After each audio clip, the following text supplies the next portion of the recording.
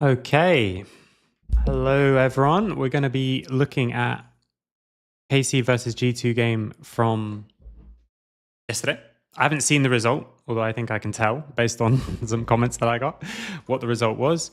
As before, we're gonna be really in depth around the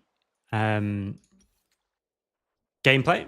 We're not going to look too much at the draft or anything like that. I want to have the minimap large, but I also want to be able to see the dragon timers and stuff. So maybe I have to do it the same as I do it normally, which is 60 or something like that. This is the problem, is that the dragon one now is really quite low. What do you reckon? If anyone's here in the chat, large and don't see the timers, but we can see the minimap bigger, or smaller. We'll leave it like that for now as we go through. So like I said, I haven't seen these games. We're just going to go through with... Oh, wait, I need to change... Oh, well. We're going to go through, take as long as we need. If there's any time for good puzzles, we'll make them as well. But if not, we're going to focus mostly on the tempo stuff in the mid and late stages of the game, because that's what we're learning at the moment as Nord. So if I can find good examples of that, that's always going to be really, really useful. Just got back from the gym, so I have my massive water. I'm putting salt in my water recently because I have these really, really bad cramps. And it's weird, but I'm starting to like it, having salt in your water. And I actually think, try that, and I think, oh, there's not enough salt. Maybe later I'll put some more in. Okay, standard fan level 1. What we'll do is we'll go through it kind of like ×2, but we'll just jump back. We'll look at different things. We'll really dive deep into certain plays like we did before. So even if it's not, it's more for the analysis than for the watching, even though, like I said, I haven't seen it before. So fighting for this early bush is really important because Nico is a range support, so she's always going to win against melee supports unless you can threaten the all-in. They still get pushed anyway. They just fog to the other side of the bush. Early cheese gank coming in from Skumond, actually. That could work really well. We're going to change this to summoner name. And it's just yeah. So when I think about cheeses in the jungle, the idea is anything that takes you off your efficiency as a jungler. So this is worse for Xin. But if it works, obviously he's chilling still. Caps has push and Broken Blade has push, so actually this is a nice cheese to do because the cost is much lower. If you were getting pushed in the top and mid, you were going to lose all these camps regardless. But this way he actually gets it off for basically free, so it's just the efficiency cost. No summoners used on the side of KC, of course, so it doesn't make a huge amount of difference to lane, I think. The lane is still going to be KC favored in this matchup. But Varus gets the first blood, gets the back for a tier, basically for free, because the wave is pushing in, so it's going to equalize back out. Which is really big for them. It's on the Hail Blades. Varus, we've seen, like, why can Vladdy make Silas and stuff work so much more than anyone else? It's Vladdy like Zeka or something.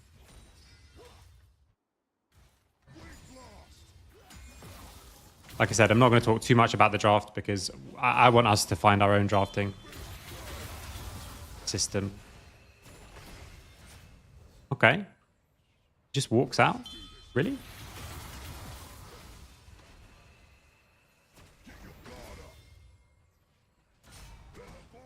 That's a slightly strange. Is it just on my screen, or has he just like jumped to the other side of him? Like, I think you just should just start hitting him. Don't channel anything. Because you managed to flip him to the other side and then he just walks out. So just start autoing him. Like, I prefer personally, if you're coming in from behind as a jungler, like, just don't use your gap close. Just hit them, especially if you can kill without using any abilities. You could just auto him down. He's like half HP.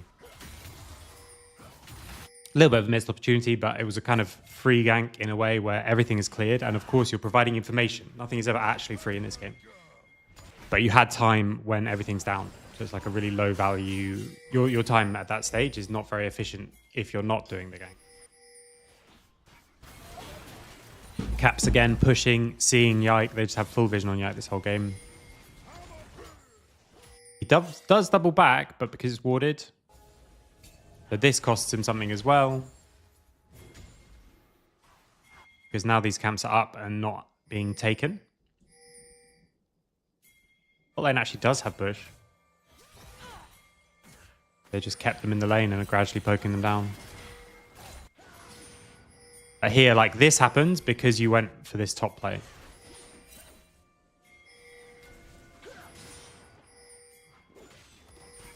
Oh, nice. I will look forward to it. So this all happens because we tried this top gank. Tried this top gank. And they want to just insta-force a fight. Because yes, it's 4v4. But with these champs, like, this kind of skirmish is better. And this is why I really think it's important for people to start conceptualizing kind of strategy and stuff as well. Because this kind of skirmish with these champs is always going to be beneficial. Because, like, okay, maybe after 6s it's different, but now, like, you can just say you'll have a better chance of winning these kind of fights. And that's better than thinking, okay, like, look at the micro details of something.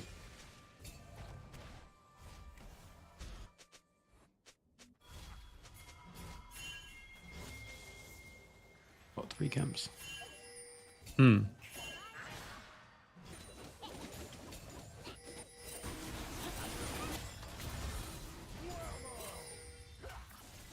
KC take Dragon, but I don't think GT really care. They're behind on that play because they played the fight. They're behind on tempo on this area, but they swapped to the other side. So they should be able to push in. And again, push in and take some camps. Demon gets it. Does cost him his smite, but he gets it. And that gives him 1 upgrade on the... I mean, look at the jungle lift already. Like, that gives him 1 upgrade on the new smite. So even though his smite's on cooldown for a bit, it comes back up. It's going to be stronger than Yike's one. How many treats has he got? Yeah, so he's still not going to have...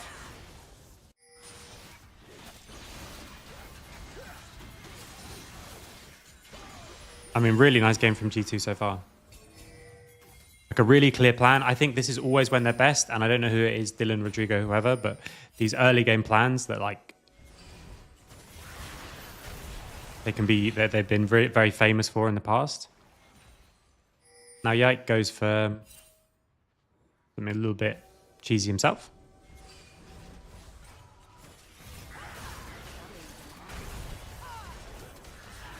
This is going to work because he has no flash, I think. Yeah. Okay, so the fact that they got that second kill is massive. The knockback hitting him is already annoying.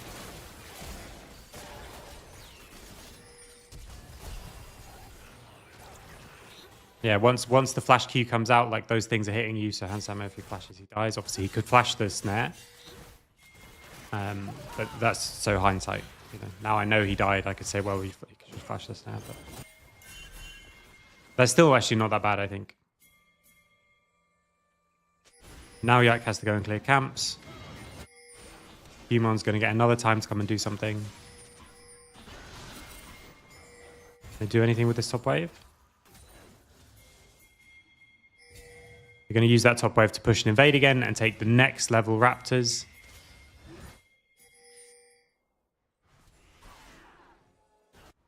Level 8 Raptors, by the way. He's going to get both. He can just fight him because he's got red buff as he level up. I mean, he's just so far ahead this game. And it's like, all the little things add up. So he got no punish for getting this early gank off as well. Well, other than just, like, the time. But then, like, Yike showed top on this ward. After he was seen here, his mid gank didn't work. Then he comes over here, gets seen again by Caps. And then on bot side, gets invaded. He leaves his wolves to fight for the invade, and the invade goes horribly wrong. Then they're faster again on the other side. Then they invade these camps again. Then they play the grub. Like, it's just so... Yike is just on the back foot this whole game.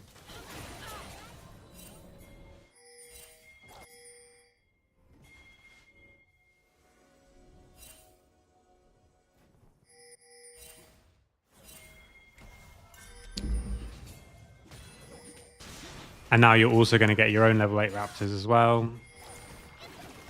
And this is where like the level leads start to come in the jungle. Like you might get some early camps up and still not have a huge level lead or anything like that, but now that it's the third respawns of them and stuff like that that really have a big difference. This is, I mean, he's so strong. They're so strong. They literally just go for this like 3v2, and I think they can not guess, but like they go anyway. He's already got a completed item. Like Xin is just absolutely mega strong at this stage, and they force exactly around the really strong member. That means they're going to get mid push. They're going to be able to push into the jungle again to clear out vision, threaten this bot wave, and peel back for the dragon. Yeah, I mean, really nice from G2. Just a massive jungle gap in this game. And they've just, again, they just found the windows where they're stronger and forced really, really hard. So I'll stress again, like this invade looks really simple, and it is, this first one. But it's just because they know they're stronger at this stage of the game. It ends up being a 4v4 in this area, but they have firstly the front foot, but also just way better champs to fight at this stage. And that's why like you just constantly make team plays that align with your strategy, and it just gives you a better chance of them working. It's not like they're always going to work. This could definitely go wrong, but you've got a higher chance of winning it than losing it. Yike has to pick up the scuttle, but he does get it. He's got pickaxe advantage, and he's just leveraging his strength a lot. This is perfect. If you have a lead, if you're mega strong, like Schemond is in this game, he's just like, he knows there's two people there, including the other jungler, and he's just like, I'm going anyway. And he instantly forces ults, he pressures them out. He's just creating so much on the map. And this is exactly what you need to do, like when you have a lead. I think it's the same if you play poker, right? If you play poker and someone around the table is really good, not that I know very much about poker, but the few times I've played where someone's good, obviously poker is kind of a luck game, especially at the early stages. Obviously, the more hands you have, the less luck there is.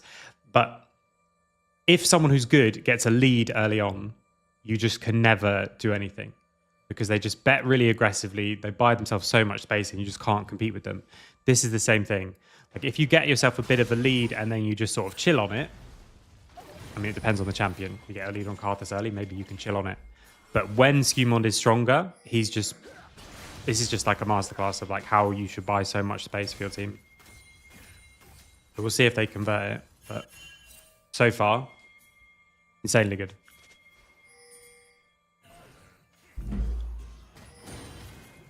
So he's a full level up, but they're even buying the same items. As I've said before, with the items, and it's the same with levels and stuff like that, you have to be a little bit, like, 1,000 gold lead is not fixed throughout the game. 1,000 gold lead, firstly, it's stronger in early game, obviously, because it's a bigger percentage of your total gold. But also, if that 1,000 gold is completing an item, it's better than components. So right now, he's got a lead, but when it turns into second item and he has 2 items and Yike has 1, then he should go mega aggressive again. And here, obviously, he's got, I mean, you can see how big it is. There's still 6 stacks for Yike before he gets his full smite. So in those moments, you want to be even more aggressive. It's like when you're half a level ahead and you're both level 5, it doesn't matter. But when you're level 6 and they're level 5, it's huge. So you need to think as well, not just how far ahead am I, but what have I actually spent that gold on? If I've got more components than them, I'm a bit stronger. If I've got a completed item compared to their components, I'm likely to be a lot stronger. And especially like this first item, you could be 200 gold spent more in items, but if you've got a completed Sunder Sky and they've got a non-completed Sunder Sky, you are just winning anything.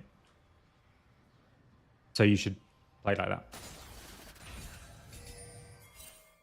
Again, the vision control for G2 has been so good this game because they've been able to go deep so many times because they're just playing through this like mega strong Xin.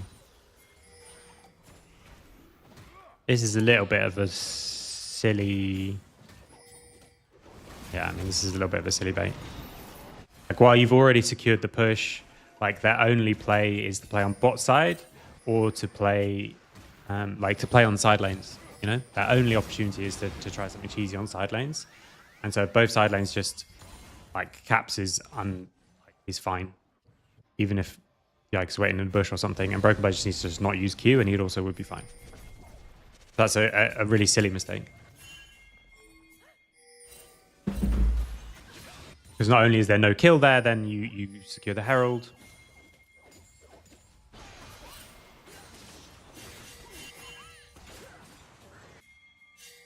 They're going to try again, but this time Callista gets the mid wave first. It's going to cost them more to do it now. Yike instantly just legs it to the other side. We can at least take some camps away and hopefully get some of that level disparity back. So now, for example, okay, there's still an XP lead. Or barely. There's barely even an XP lead. And Labrov just, this is like that. I think he's lucky to just get out of that. He just runs in by himself.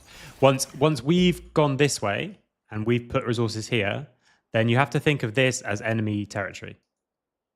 Like, because he's Nautilus, because he has the item, it's a bit different. But I see loads of people making this mistake. I mean, we used to make this mistake all the time, especially people like Freddy. Like, would you walk into the enemy side of the jungle by yourself? If yes, then you can walk into here after we've committed on this side. If no, then you can't. And so if Nautilus, like, he can walk in here and then just jump away, I guess.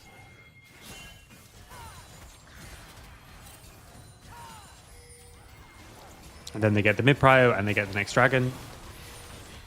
So honestly, like, I think all of this snowballs from just your whole plays were interrupted because you were all doing something, which then got interrupted by one person. So like, this is Eric had the term, which I really like, where he talked about like high cost deaths. And this is like at least a medium cost death because we're all trying to do one thing. And then because one person died, everyone's unable to do that thing. So you lose these camps. So you lose the next mid wave.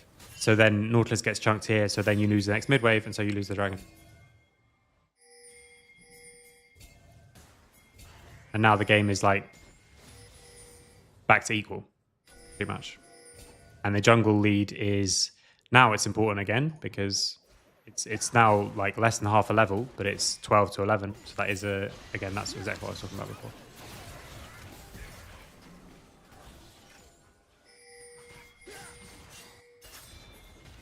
They do get this outer tower though. There's no real cross map to this. Nar pushes in.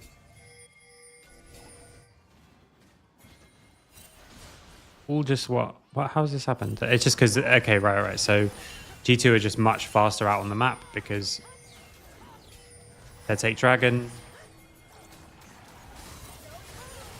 And G2 get the midway first. And they run towards top side. And but they base here. And so Callista plays the next mid wave. And then bases. So G2 are going to be like faster out on the map. So what happens in this timer?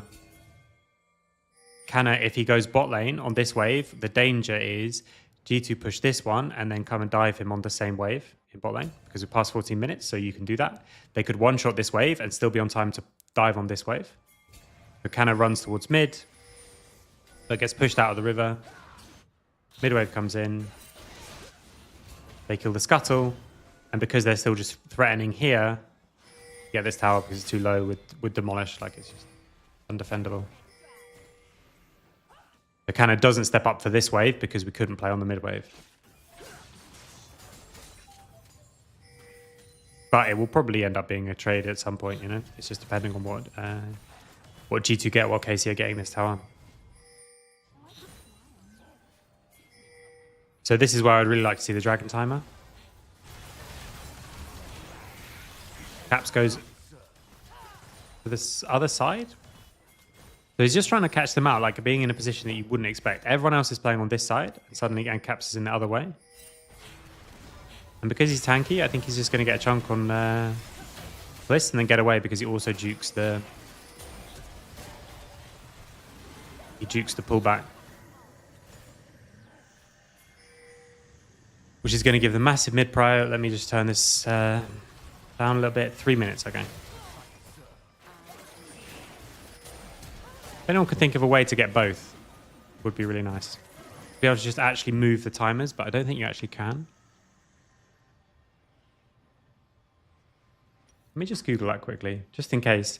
Can you move the objective timers in spectate? Because this is one of those things that, like, you can't. Okay, that's what I thought, but you never know.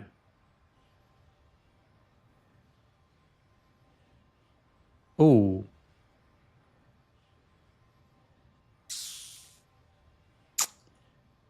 Is minimap on the left going to be Mega Troll? I think it's going to be Mega Troll. Let me see. But firstly, I'm going to have to change all the stream. But it's going to be Mega Troll because it's not actually going to be useful, is it? To have it on the other side, just to have it large. Okay, we'll just keep it large and I'll scroll it down. I need to. They could just let me put the timers anywhere and I just put them here. That'd be nice.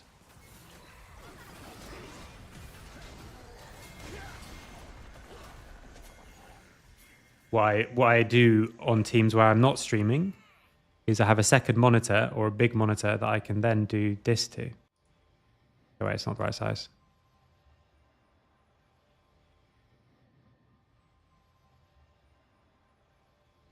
This to, so that we can see it and not see anything else. But that's not actually feasible now, so. Okay. Yeah, did that in Reading in Excel in 2016, and I've ever since just been gradually tweaking it.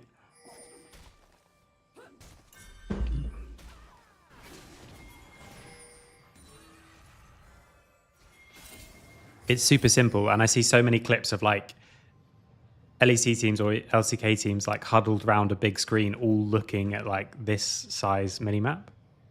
I'm like, guys, you can fix this so easily. Anyway, lost track of the game. So good chunk on and good play on caps. They do chase them away to give a big tempo advantage, which is going to get them that tower. Oh, what?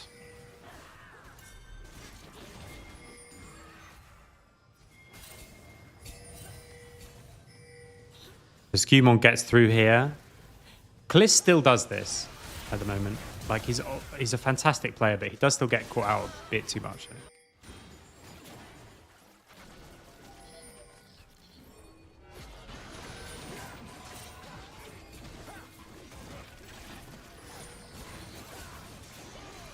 And from that pick, they instantly just threaten the Atakan. TP down just to secure it. One-bound Atakan. Now they want to just clear the camps. Okay, I was going to say clear the camps and try and get to base, but they don't. They want to extend the play into something else. But not a huge amount of gold, but a decent amount of gold in the pockets. Some obviously on Canna as well. So this gold lead obviously mostly is just in their pockets. But we're back to this situation of a 2-level lead in the jungle. Based on that pick, based on the Atakan. And then still just keeping the CS up. So it just instantly runs at Yike. I mean, Yike's Vi has oh, what's BB doing? I was going to say Yike's Vi has been not as good as some of his other champs, I would say, is the nice way to say it. BB? He's just doing his own thing.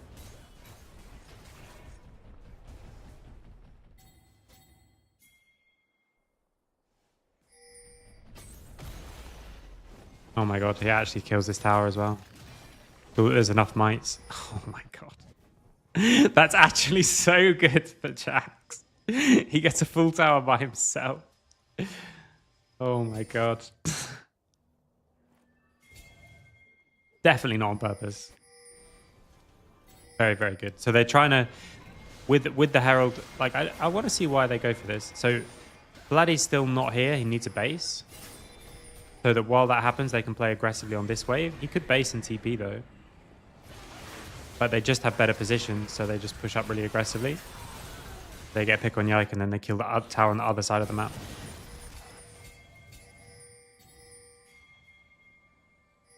That helps BB get back into the game massively.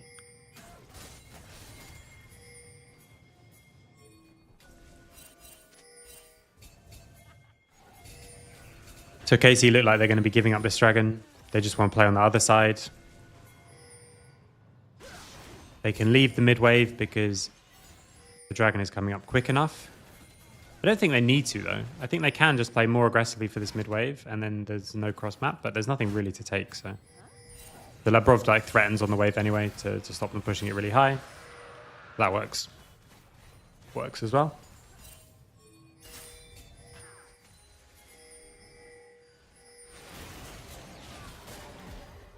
And just a nice pick onto Targamas. And this high value Nico support pick has not been super valuable, and is in just running the whole game basically still. Huge. They just push up and move, push up and move. Hans can go back to mid lane. I guess he's playing for something specific. So he's going to play for what? Treldas. Cumond is just so strong, he just runs forward at anything. Okay, with 5k gold lead, like now, maybe we can just go a little bit faster through the rest of this. Not too bad. 23 minutes, and we're actually 25 minutes into the game. Last time I think was a bit too slow, maybe. But if we find a really interesting play, we can go back and forth on it. But it's been a bit more like people being caught out. Even this is capped kind of being a bit caught out.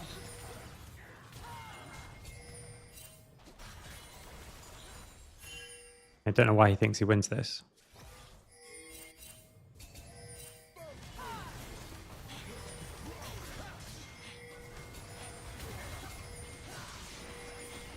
That crash means that they probably get this mid tower unless G2 want a really hard force for it on the next wave. Maybe they don't actually. There's enough defense. But because G2 are committing numbers here, that means Gnar gets pushing in bot. Vex does get there. Gnar gets the base first. I guess he's waiting for something specific. Keeping his Mega Gnar timer. As soon as BB uses his stun, they go. But he's still got me. They have to try something, I guess. Otherwise, they just get forced out everywhere. Well, you stop them doing Baron, I guess. End up trading 2 for 1 and getting a tower. That's not the worst. Not the worst. I think they can just reset and do the same thing again.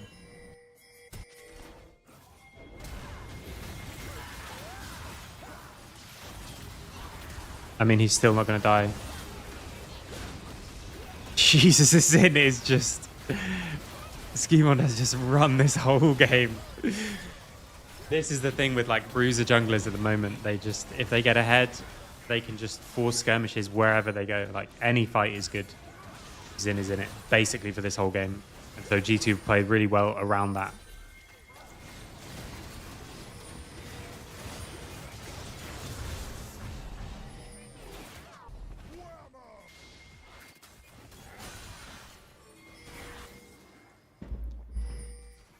And because they've been the ones on the front foot engaging, it's much harder for Targamas to find a good good Nico ult.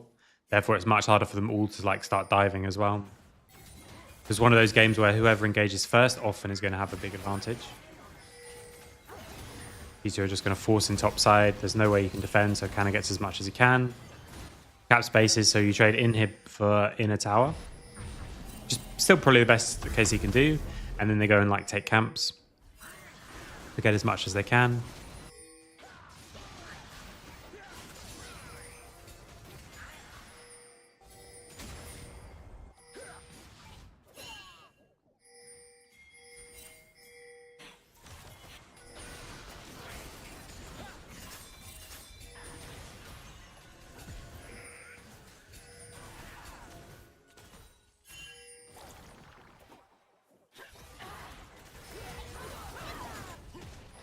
And they're going to get mid tower.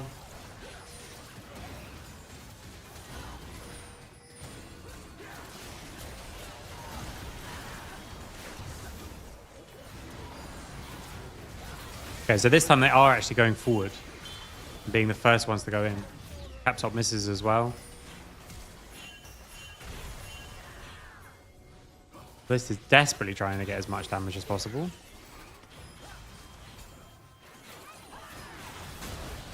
But they do manage to get caps. Yeah, he's going to go down.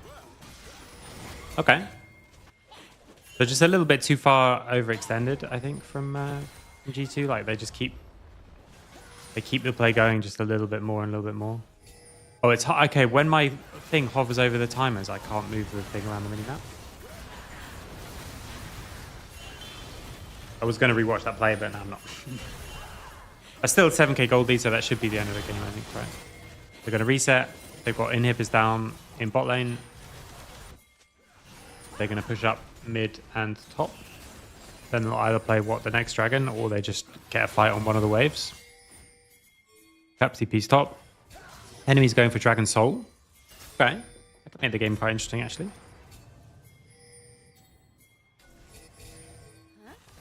But as they're posturing for Dragon Soul, they're just losing this pressure in top lane. Now they hard force a fight because Caps isn't instantly there. He's going to get there quicker, obviously, than someone without a global. This fight again. So, coming into the fight, Skewmon low flash. Everyone else's flash is up for G2. Everyone's flash is up for KC. Next thing to look at is items. So 3 items and components, 3 items and components. 3, like it's actually not, there's not that big an advantage, right?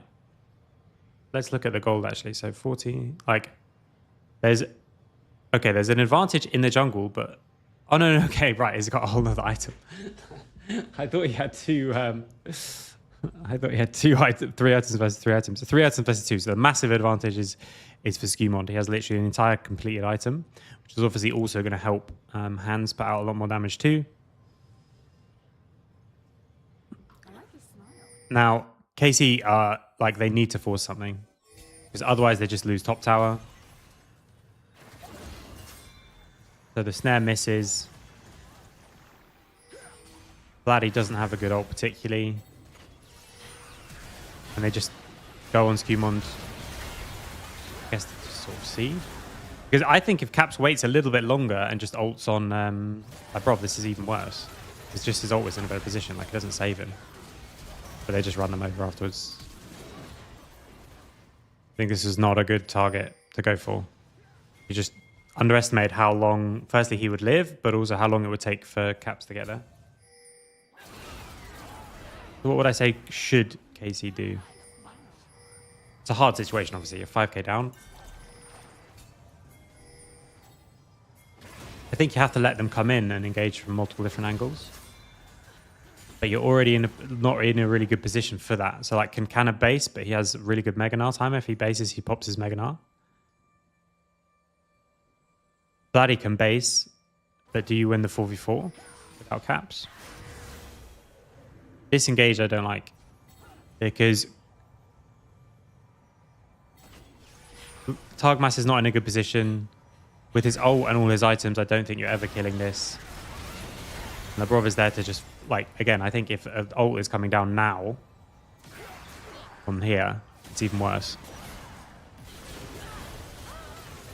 So this gets just sniped without doing anything.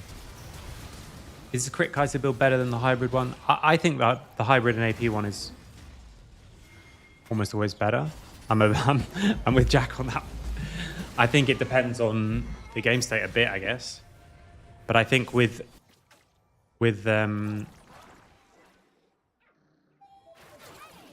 Vi and Gnar, I don't think you have a problem going there like one that ends up with more range. It scales much better.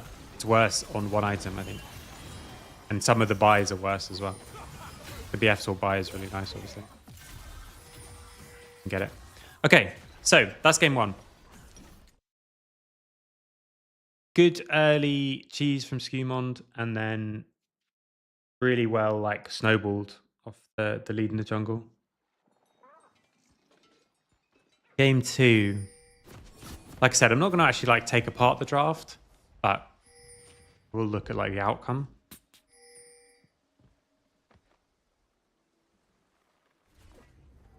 Okay. Not super convinced by this one. Seems a little wacky. Humond has the Lilia, but there's a lot of ways to punish. Side lane's going to be really, really hard with Gwen and Talia, who can come as well. I guess they do need to go in onto Caitlyn and Victor, which makes the Braum have value because the enemy needs to engage on you.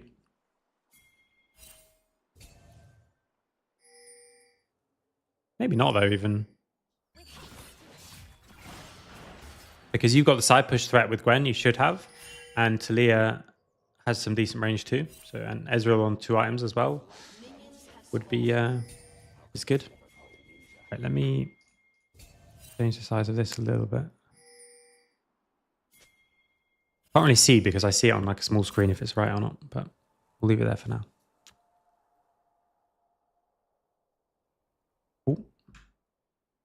We'll go quicker through this. So groups invade. Anytime you have Braum, you want to try and look for like invades and stuff like that. But actually, the way that KC come around from multiple different places, I think, makes this really, really hard.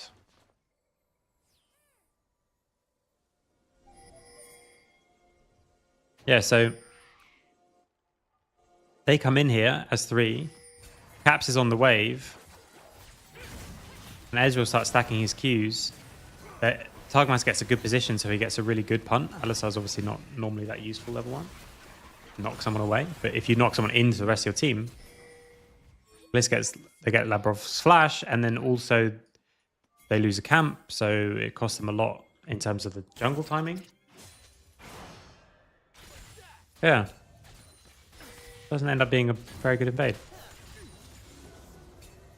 And that's the problem. Even if you have an advantageous level 1, you are putting a lot of variance in the game straight away. It can still go badly.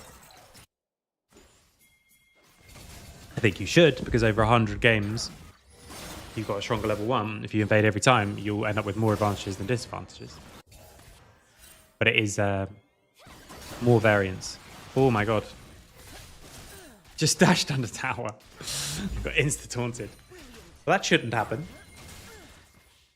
That gives G2 some breathing room back in the game. Really check my message in case it's very important.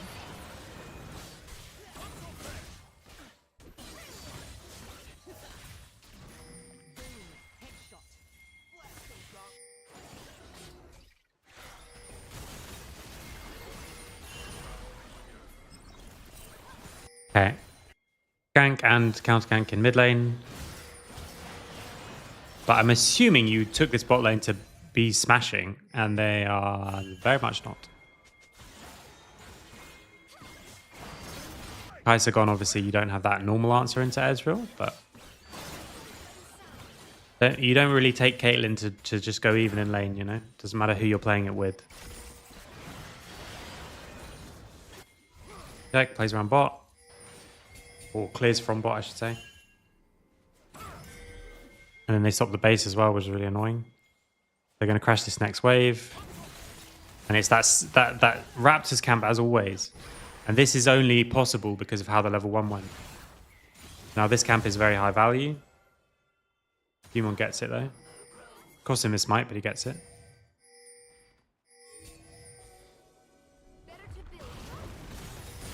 Oh. Nice combo, but Shen knocks down. And that is a problem. Even though Shen saved Victor, anytime you're using the Shen ult passively, I think is always something to try and avoid. It was needed. But still. So he counters that and they do get a dragon. Maybe, I mean, problem is too extreme. The point is just, what I want to see from this game is more times to use the Shen ult aggressively, and it's quite hard, which is why I'm not a massive fan of the Shen in this draft. Because, like, if you swap and Alistar goes in and then gets Shen ulted, that's a bit different. But Braum like walks forward, or maybe it's just for Lilia. But if Lilia has just Shen ult, that doesn't necessarily mean she can actually flash into everybody.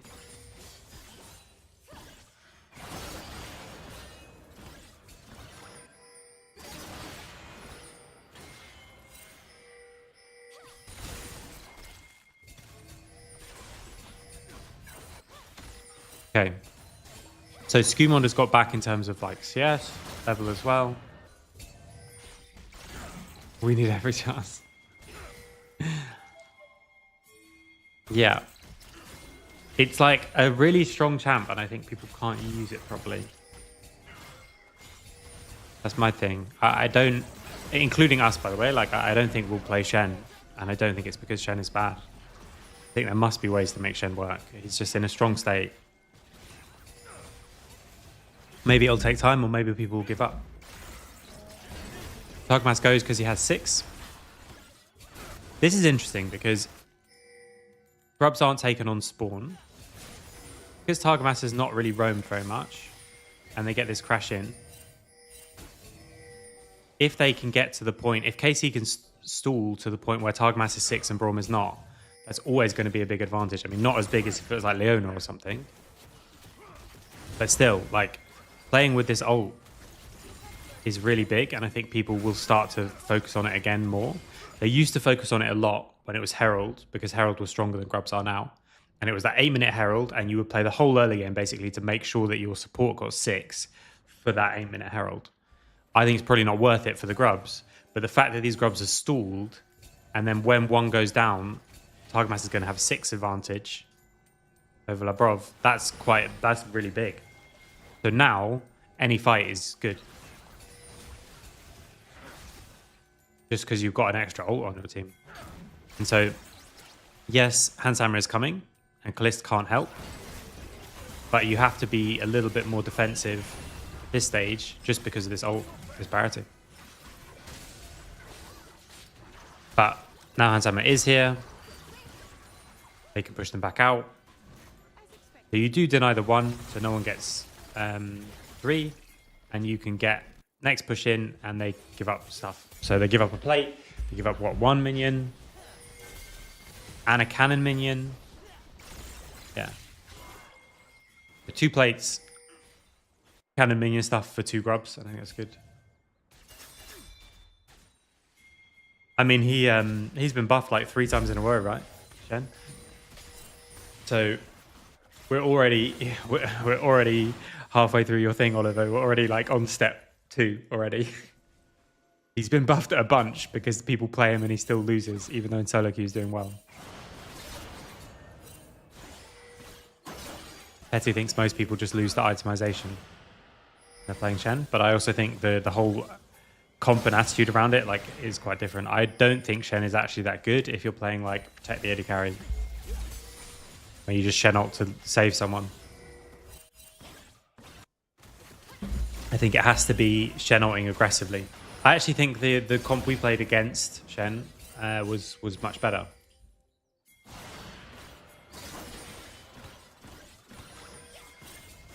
When they're just going to Kha'Zix run at you with Shen ult. Like, that's better. To force the numbers advantages proactively. But they have got to start stacking these dragons, which is of course really, really big.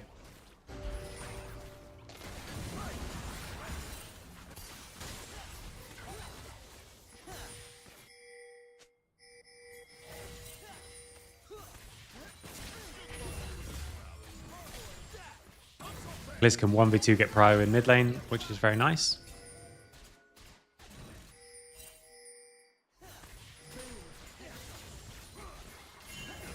I mean, so far this Caitlyn has not been what you wanted from the pick, I would say.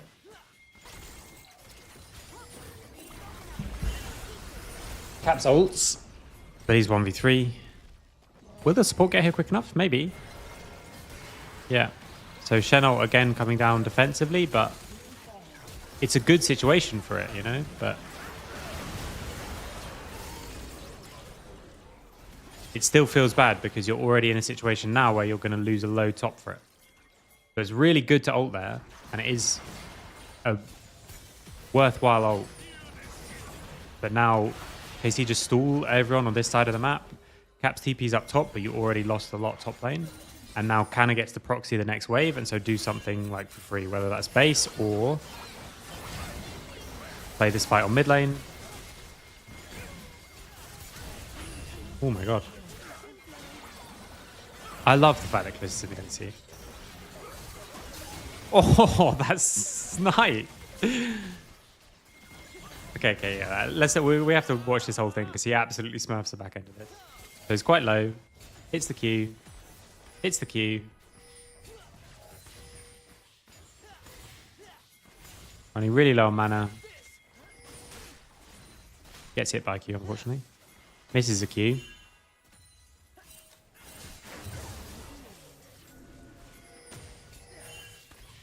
Hits the Q. Hannah comes down because of... This is all because of the Shen ult. He gets to come here. Really nice combo from Targamas. Feeds it round the Braum. Feeds not only the Q, but the W as well. I don't know how there's W then. Okay, that is a bit lucky.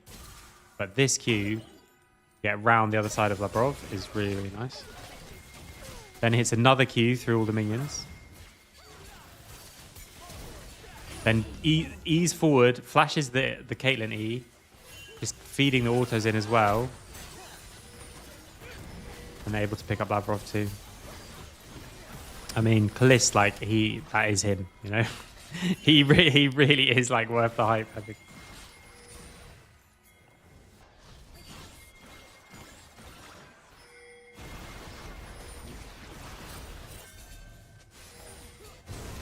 Now they pick up Herald as well.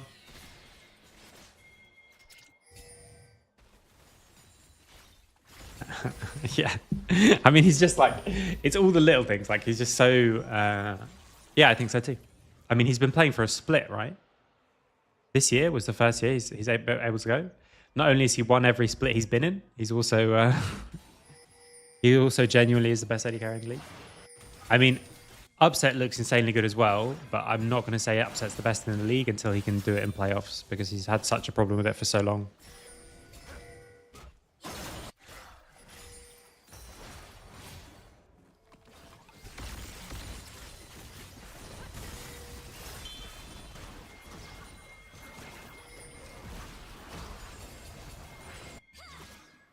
Okay.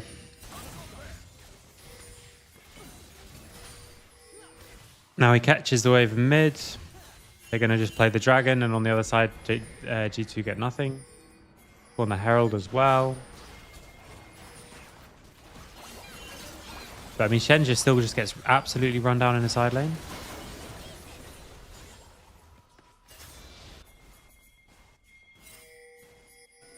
Caps takes the tower on the other side. This game is so hard already.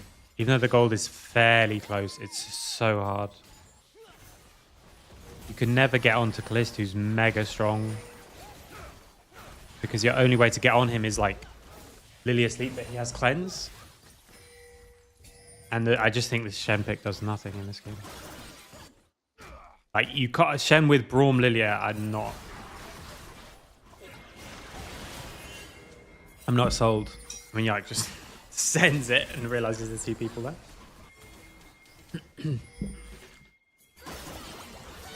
Because this happens to both your side laners. This happens to both your side laners. You've got no way to get on the Kalist, Kalist who can just get push like pretty much 1v2, and then you're just gonna, yeah, it just falls apart. Quick question about Jax, yeah.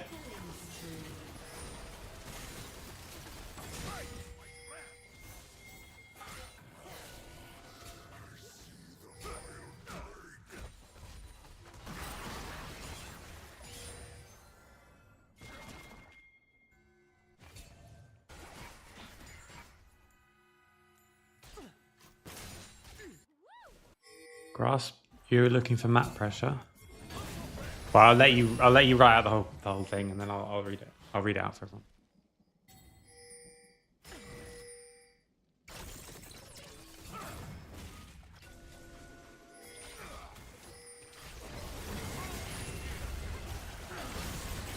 Okay.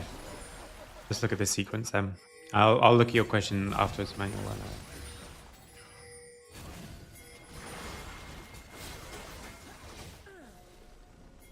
So they control this area, push in, they get flicked back onto Caps and chunk him.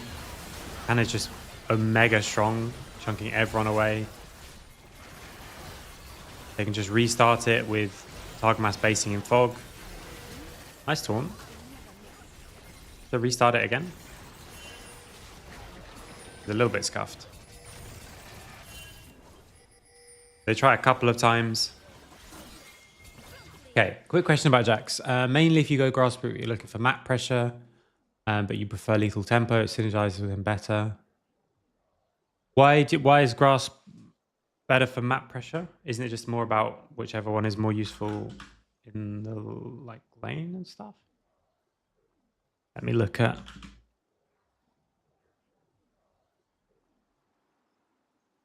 So I don't know how I compare it to. Okay, so yeah, like it's a smaller sample size, right? 13,000 people take this, 27,000 people take that, but Lethal Tempo, it does look like works with him quite well. What's my filters at the moment? Emerald Plus. Yeah.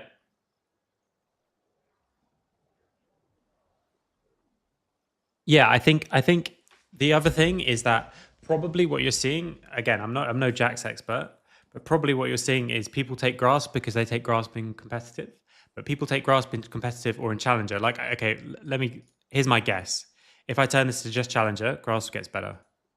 Master Plus. Obviously, there's going to be low win rate. 0.86, 0.62. There you go. So if I turn it to Challenger, Grasp gets better because every single trade in lane matters, and you will do every single trade in lane, and you really want to like push your advantages and stuff like that. But if you take the rest of elos, you're just loads of people are taking Grasp because that's what competitive people are taking. Whereas competitive people are taking Grasp because they're like thinking about the cooldown of it, proccing it every single time, all that kind of thing. So it's important when you're thinking about what runes to take to think about what level you're playing and how you want to play the champ. So if you want to play like scaling Jax and you play the lanes a little bit more safe and you give up some CS because you're not as high health, or you maybe miss some kills because you don't hit all these perfect trades, but that means in the later stages of the game you can just run over people, you do, it seems, get a better advantage from Lethal Tempo. And I think if I put more on, like let's say if I get rid of Master and I put the lower elos on, it will just be bigger. 0.36, 0.89. So the lower down you go, the more that starts to come in. Yeah, like this one it wasn't really changing, but this one is going down. The lower down you go, the worse Grasp is. So that's, I think, a good way to kind of think about these kind of choices. If you like playing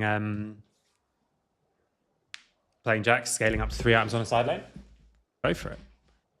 Go for Lethal Tempo and stuff like that.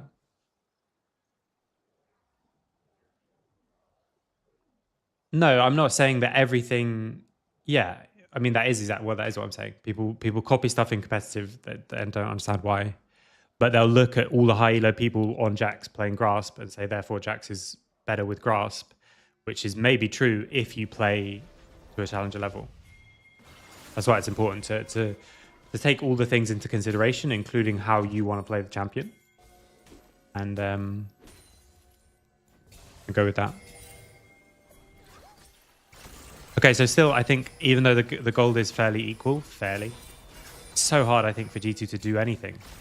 Who forces this fight to stop them off Atakan? Like, Targamas literally just fucking with Skewmon, basically, and no one could do anything about it. So Caps has to, like, walk in. Glist is just putting out so much damage in this alleyway. Really nice ult from Vladdy to just keep them all away. They just got no way to do anything, I think, in this game. So they're going to lose that. Then they're also going to lose the dragon and die because Skewmon has to just like walk in to start to contest. I would say it like this. I do not understand how this comp makes sense. Maybe there is a way. I don't understand it. And I don't think you can see it in this game, how they want it to play. Maybe you're just so far ahead in lanes was the idea, but I don't think you can do that.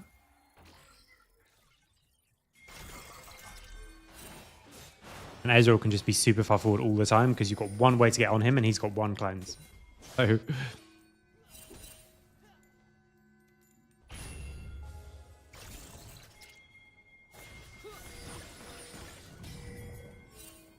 Yeah, absolutely. Test stuff out for yourself. Find your own answers.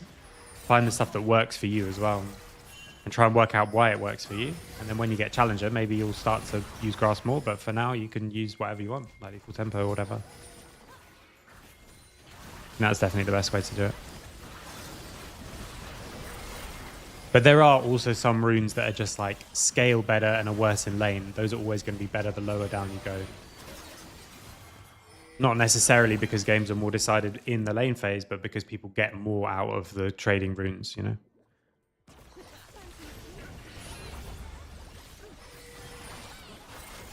I think this turn is a bit too fast. Look at this. Look at this Baron setup.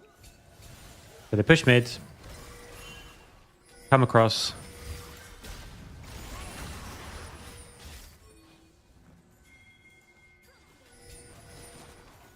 Clear the wards again. Start it, because they can start it for pretty much free. But they don't want to flip it. Mid lane gets pushed in. But I think you can't do this until... losing control of this bush is a bit of a problem. The enemy has a ward there. You jump over a little bit too far away from everyone else. So you use a bunch of tools. You're just going to have to reset the map. Account, play the next thing. Yeah, true. Level 1 was really bad for bot lane. You're right. Maybe with that, the whole bot lane is different, and then maybe the game is quite different.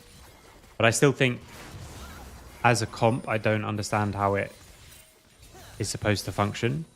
So even if you got to this point equal, I still think you have the same problem. But maybe super late game.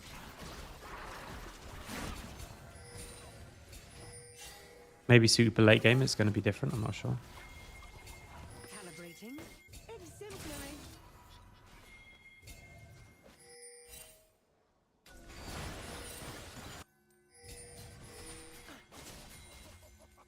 Okay, so G2 push up mid. Targmas instantly looking on the flank. Try and find an engage. List is half HP. Again, let's look at flashes. All flashes up for the side of KC, all flashes up for the side of G2. This is what happens quite a lot in competitive, but won't happen as much in either scrims or especially solo queue.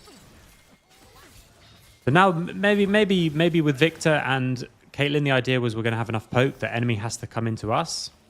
And yeah, there's a bunch of poke from like List, Yike, Vladdy, but we're going to have enough that they have to force on us. And then it's not going to be a problem. Not sure. So the TP comes in early so that Canna can set up on the side. Vladdy also TP's bot, so they want to enter through bot because G2 have control of this mid side. It's a nice idea, I like that. So now they can all enter the lane, enter the river from the other side. Braum shield is down, but so is Ezreal ult. Canna goes on a longer flank, I like this. Like not going through this way.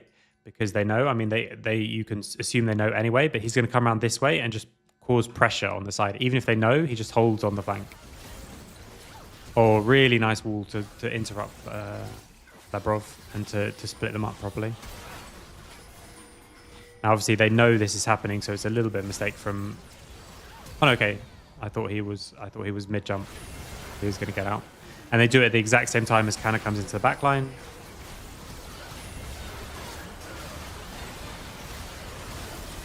They get the first kill, it's traded, but the reset comes through. And just no one can get onto the Vladdy and Kalist.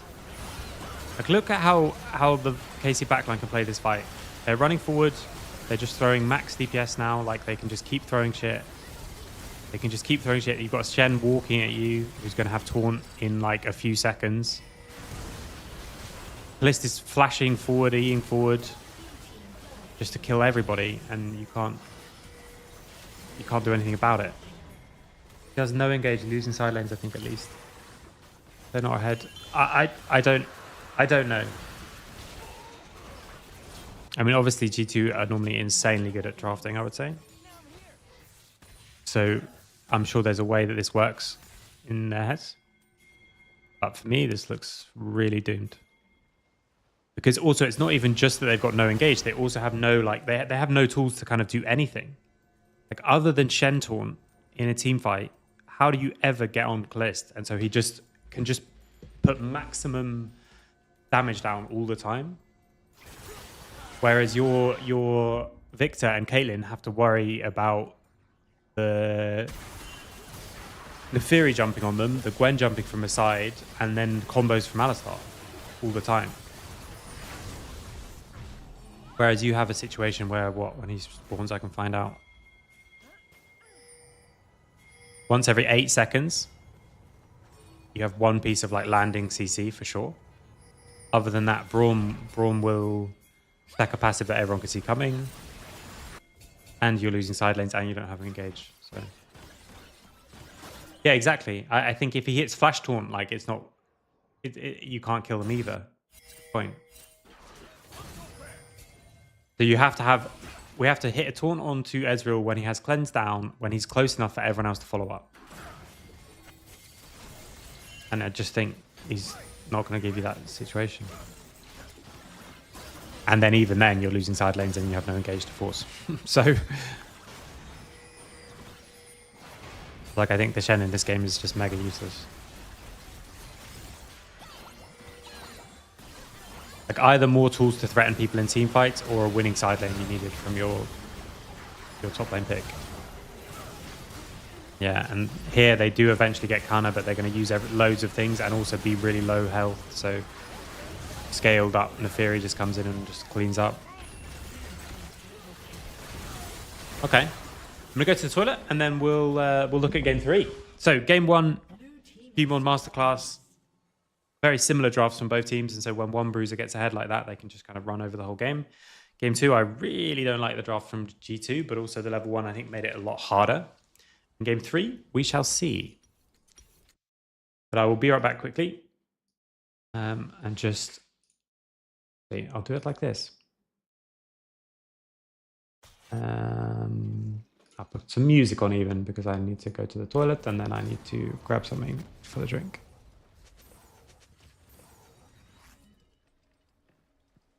Be right back.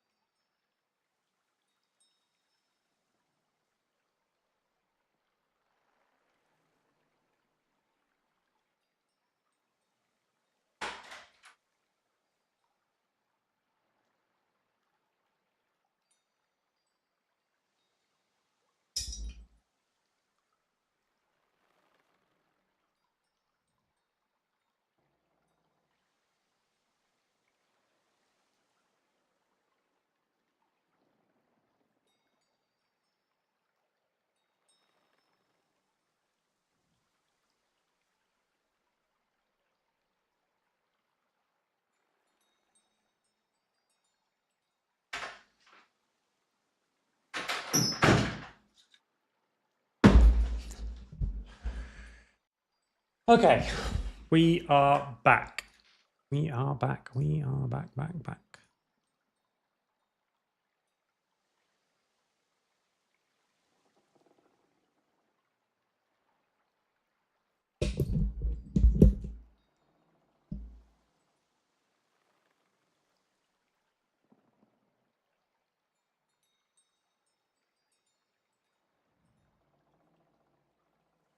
Okay.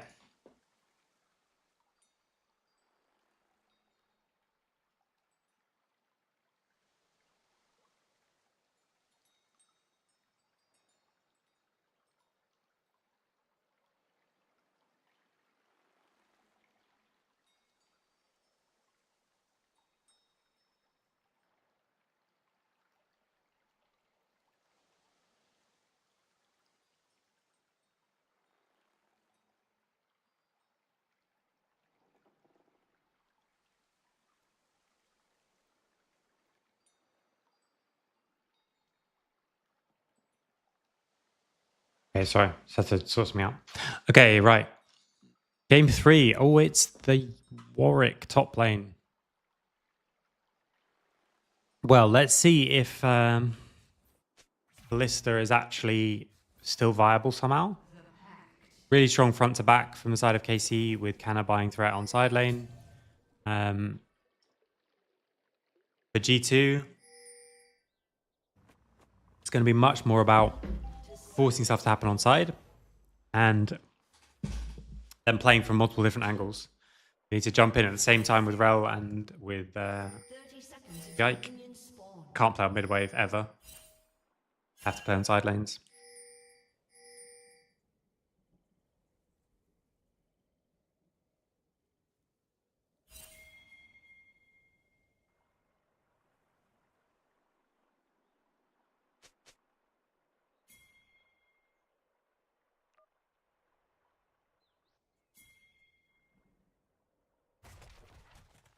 Minions have spawned.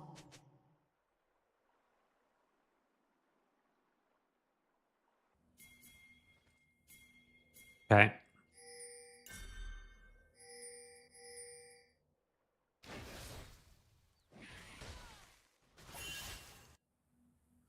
So I guess it's Yone first pick, and then they deny the Sedge. We're playing Sedge with the just ranged mid laner, but I think it's fine. Just play Sedge like a tank, a big tank. Keep up with the Mundo as a counter as well. Really good into tanks. But I think this comp from G2 is really, really hard.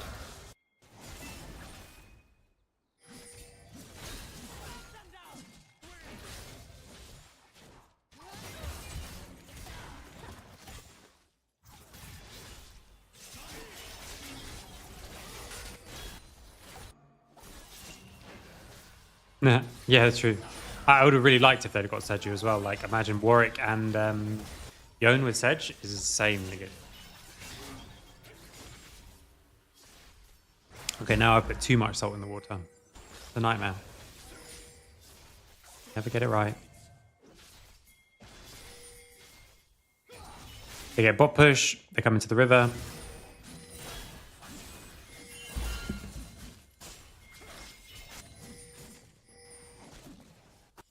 Ooh, 2 tower shots for that Q. Bit of a yikes.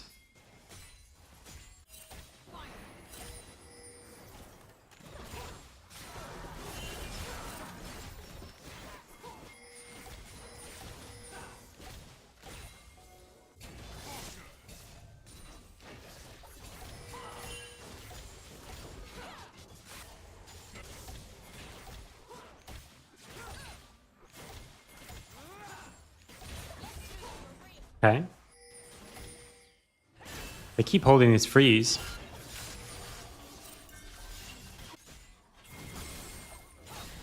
He's just clearing. Mundo will be faster clearing. He's already got some tempo on a couple of camps. He's going to reset probably and run to bot lane, I guess. You open bot here and go for the dragon. Okay, a swap. This is a strange swap, I think, isn't it?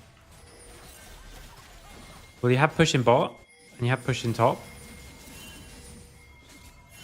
That kind of gets stopped twice.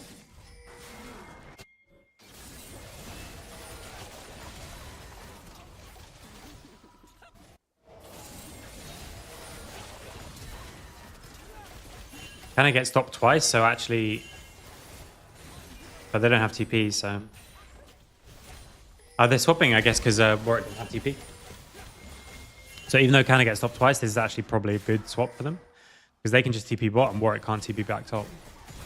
Warwick's going to lose loads here.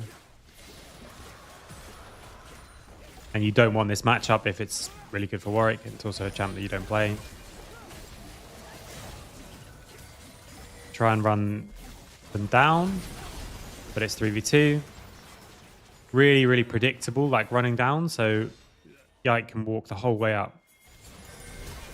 Like all this time, Yike can just... He literally ran from dragon.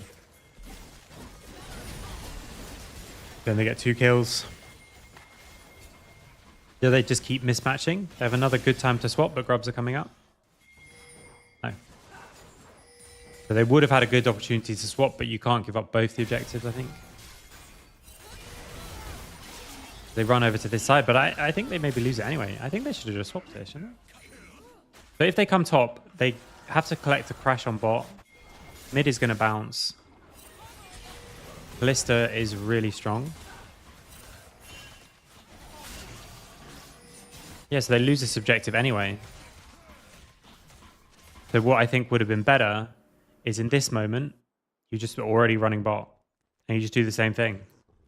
You don't have TP this time now, but Warwick is no 6, no flash, no ult, sorry. No flash. Feels bad though. To swap and give up an objective for sure. But you just didn't swap and give up objective, and now you swap.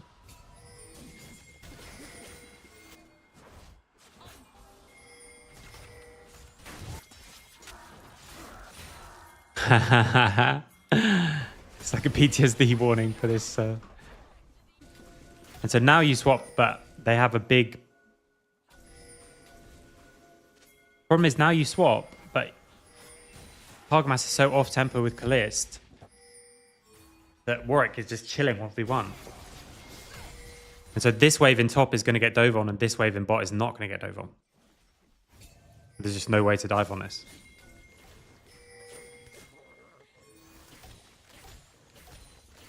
So now is the only time they're here, and this has already been stacked up. And on the dive, kind of just can't do anything. But now the dive comes in on this side. They are quick enough to play on the next wave. I think you get more here as G2 with all the grubs as well. So they just keep extending this. They get this and they back off. They get the first tower. And they can get back to defend still. And they take some camps as well. So does the support ever get 6 for grubs? You can, if you get max XP, you can get 6 on the wave that hits in like 805 in mid lane. But you have to get max XP. Like, I'm not kidding. Back in the like Herald was OP and spawned at 8 minutes days and no one did the first dragon. Your whole early game was based around getting your support 6. And so like we would have our support go mid to kill cannon waves. Because you'd roam mid lane, hit the cannon with your support item. I can't remember what it was even called back then. Then run to bot lane and play on that wave with a cannon as well. And then you get a full cannon of XP because you shared 2. You have to do stuff like that. It is possible. I don't know if it will happen again because I think grubs are not strong enough, but it is possible. Really tricky. Not just tricky, actually. As you say, it's not difficult to do if you're only trying to get your support 6. But if that means you never roam. It means you never come to mid lane.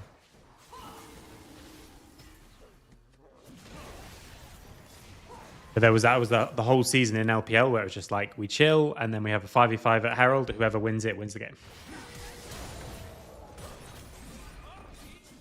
Okay. So they are responding on this wave. It's 3v4, but this will come quickly as well because it's MF. Vladdy sees a really nice angle. He gets ult, but also gets Labrov as well. And this dive ends up being really messy.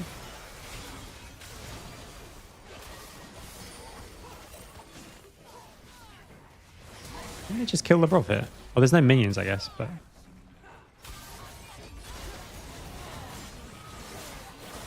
Caps comes in and gets a decent ult. But it's just from this Vladdy play. Because even though this goes 1-for-1, they used all their time to do it. Like, this was the thing that they did with their time. I mean, it's kind of even, but it's kind of not, because you're also losing this. If they can just stop people... Yeah. They're just playing 2 TPs versus 1 and playing the map well. But despite the fact that you've got grubs, you're being kind of pulled around the map.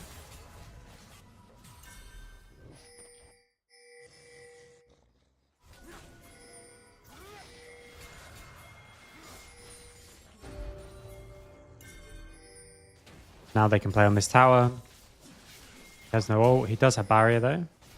For a tower. Okay, they don't have time.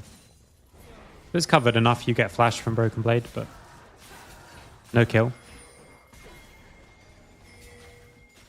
But KC just going to keep playing like that. They've got MF speed. They've got Azir hitting towers ability. And they've got 2 TPs.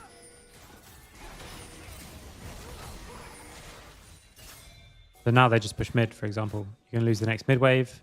And then after, on the next wave in bot lane, Bliss come around to it if he wants. Or they can just threaten mid again. Yeah, so now they come to this same wave in bot lane. So this is the wave that Kalist just cleared in mid. And that's why you go mid first. Because it crashed already. You cleared it already. And now you can be in bot lane for the same wave. So that's what I mean when I say you can be on the same wave. Because it's the same like number of wave coming out base. It doesn't happen before 14 minutes, but by this point, because it's gradually, at this point you actually can. Especially if you're fast. So then they run back to mid because it was covered properly.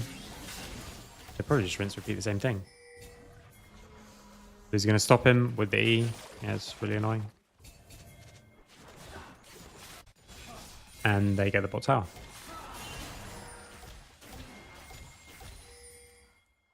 Maybe they just rinse repeat and do the same thing. Okay, Oliver said, yeah, I don't really like the grub changes. I enjoy the whole cross-map focus. Yeah, I think what they wanted to have happen, and maybe it happens in solo queue, is there to be more fights because everyone has to play for the same objective at the same time. But what that means in competitive is there's just less stuff going on because whichever team is stronger, the other team knows they're stronger. But mostly we just give it. And you end up not doing Dragon instantly and playing on the cross map anyway. It's like, if you have a mega winning bot lane, you just get everything now.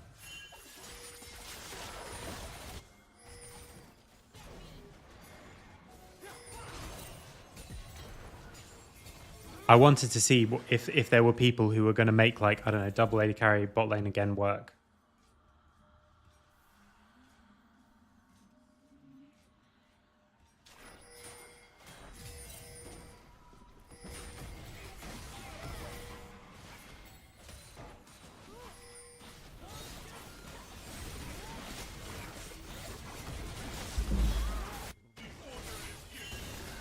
Yeah, exactly. Well, Carrier might play it.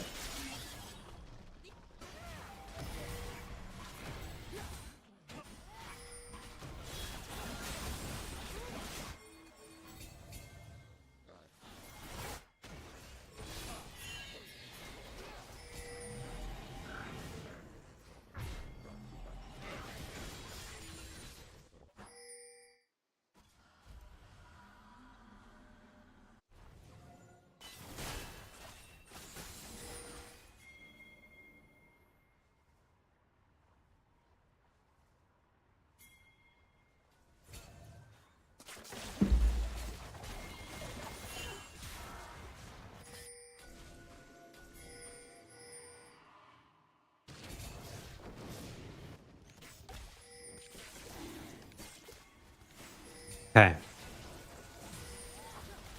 They just got the next tower. I mean, they can just rinse repeat the same thing. What happens here will be a big one. So Broken Blade on the flank, but he's just going to get caught. Really nice collapse. How do they see this coming? Let's look at it from KZ's point of view. So they push up that mid wave. They can also push up that bot wave. So they have push on both sides. This is like classic. Okay, Canna pushes this. Broken Blade knows he can be seen. And from his side, he just doesn't see that they're all already coming around him. It looks like they're still on the dragon. They E for the vision, and now they just insta-go. He has to flash this. Otherwise he just dies. Okay, now he flashes. But he's too low. Maybe he's not too low for a fight because it's Warwick, but for any other champ, he's too low for a fight. Buddy gets chunked out in kind of return. Herald goes down in mid. In the middle of this. Don't know if you take it and you try and fight with it. So G2 want to make sure that they just like go. Caps is going to come up here and maybe try and play on the side around here. Brov never like people being in vision, but both supports are still. I don't know what makes them pull the trigger here instantly. Held goes down. Everyone's got flash up. Oh, Callista. This is confusing. Hanshammer fails his jump over the wall, so he almost gets caught. And so they just insta-go, hitting both carries. But gets instantly interrupted, jumped on. Wow, I really thought that would just be the end of the fight. But Broken Blade is really low, so he's like not really in the fight at this stage. But because Callista just ults in the face of everyone, he just gets basically one shot.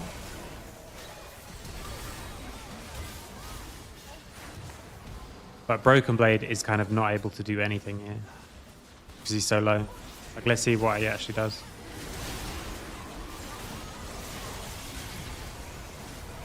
He runs forward.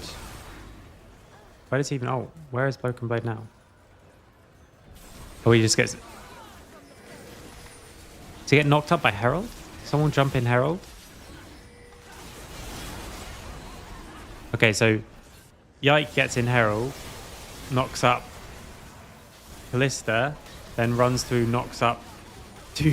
Okay, that's actually really, that knocks up Broken Blade, so he does nothing. I mean, if that was 5v5, like if Broken Blade was already full HP, I think Callista's ult kind of just cost them that fight, but it's not, so he makes it happen. Instead, they win.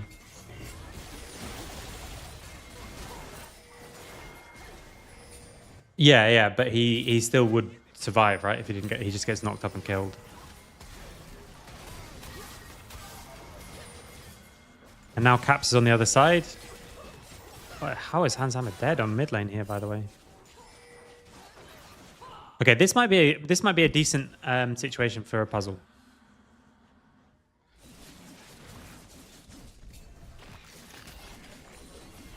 Okay, so the question would be, let me just write down the timer.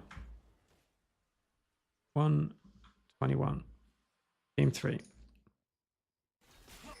The question would be, this fight happens.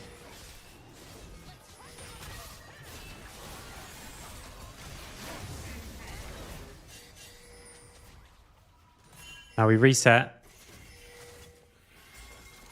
And it's the hide and seek or tempo question or whatever. Where are KC going to go? We push mid lane.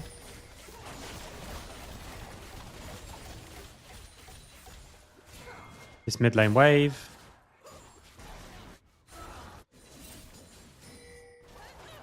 We try and stop MF, but we can't. There's the portals, which makes things a lot quicker.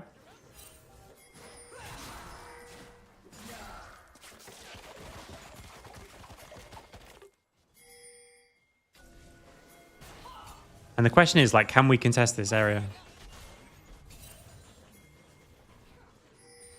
No one's got flashes. No flash, no cleanse on Callista. So you'd have to show for the puzzle, you probably should show the fight. And then, like, skip through. Because Callista just jumps on. Maybe it's not bad. Maybe it's not a good puzzle, but I'll still show it to talk. Because maybe it's just... they just have way too much chase down. But I do think that if you're playing towards top lane, can't be catching this wave this aggressively. But I can see why he thinks he can, because he's got vision here, but he's just playing against season 15 champ. He gets slowed down, and then now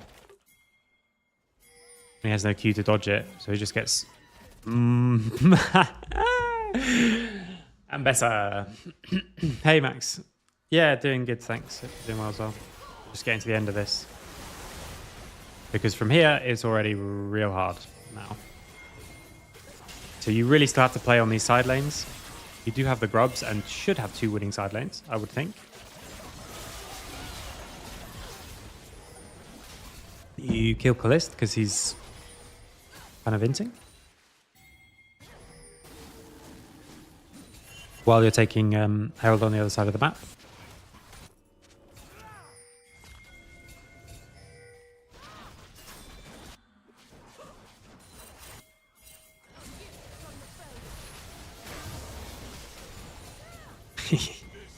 Against the Ambessa it might look really strong, but against the Azir, doesn't look quite so strong, this Warwick. When he just dies from range.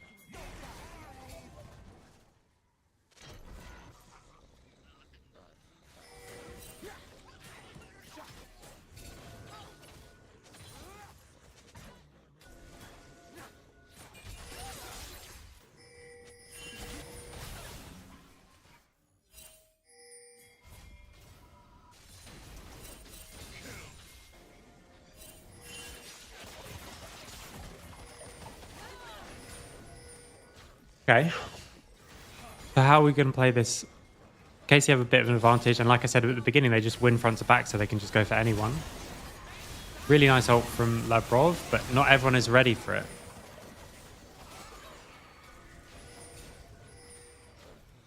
So if you could layer this with a bunch of other stuff, maybe it works. But I think in these kind of situations, it's always going to be advantageous for the team that just wins by hitting front.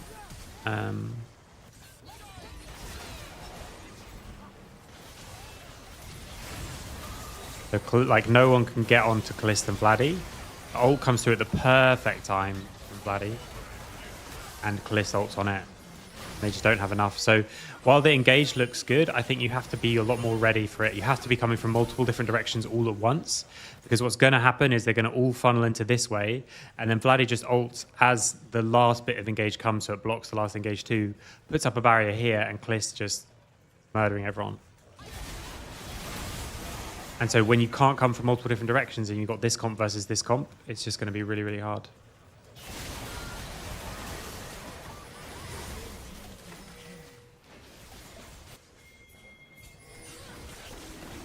Do they kill this? Sorry, Max, I'll read it now. Stayed up to like 2:30 last night discussing the what to do with tempo slide that the last pre-screen presentation of yours has, reviewing our games. I understand that aspect. Oh, cool. Any chance you provide the slides on tempo/team comps in particular for us so we don't have to do? Yeah, I can do. I would suggest make your own ones though. Because what I've done with that traffic light system is I've just gone through our notes and put what we've said in our notes into each section. So the thing would be is just while it's green, like what do you as you guys want to bear in mind when you're in advantageous positions, when you have tempo advantage over the whole map? So that's over or only mid and late game, right? Then in orange, okay, what do we want to do in the cross map? How do we play on one side? How do we play on the other? When should we call off the cross map? Or when should we go for it? Those kind of things. And then red, like, okay, how do you defend when the enemy has tempo over the map? Because they're not like right and wrong. The things that I've got on there is just like, so for example, Nihat said a thing I really like we don't weak side someone for 2 lanes, 2 waves, unless we have something really useful to do.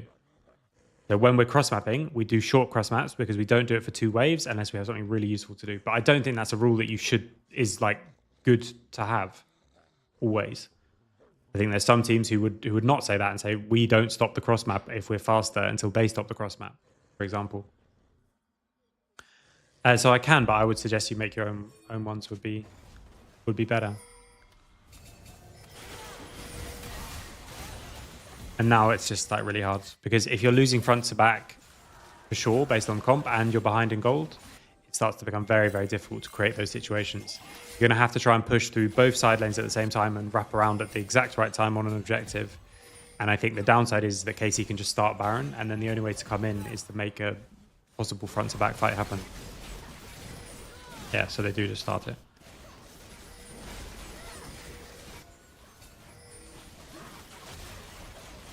And now you have to run at Baron like this. Wouldn't really matter, I think, whoever gets the Baron. Everyone hits one person. Doesn't matter who you hit. Like, you'll MF ulting just the Mundo, and it doesn't matter. Because the comp is just much easier to play. And you're ahead. Oof. That's a tough one.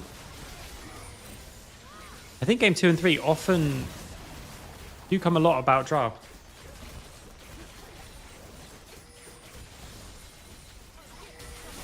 Yeah, I think what all I mean is just like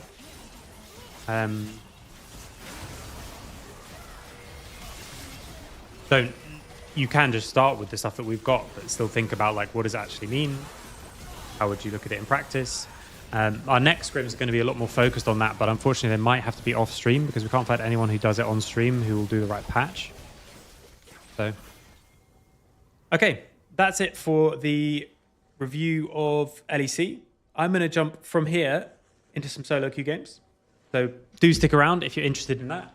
For people who haven't seen the solo queue climb before, what we're doing is I hopefully know some things about the game, but I haven't tried to climb, I haven't played solo queue in a decade.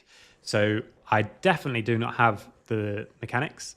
And it's not a situation that you often see when someone who's challenger or a coach who's like master or whatever, who then goes into like some Smurf account and is like, oh, you can just win by doing this. And then it's like really complicated. What we're trying to do is kind of gradually learn how each of the roles, like any tips that I can give you guys for kind of whatever we're technically calling it now, like mid elo. But today we'll start with another game on support, because I think there's still a few things that I need to work out on support of like what I would expect supports to do challenger players in competitive games and what people are not doing, and try and work out actually how we can do some of those things. So I will turn off the YouTube stream and then turn it back on, because then I can do a new title. But other than that, on Twitch, I'll just put the Be Right Back thing on for a bit and I'll be back in just a couple of minutes. So stick around and I'll see you for that.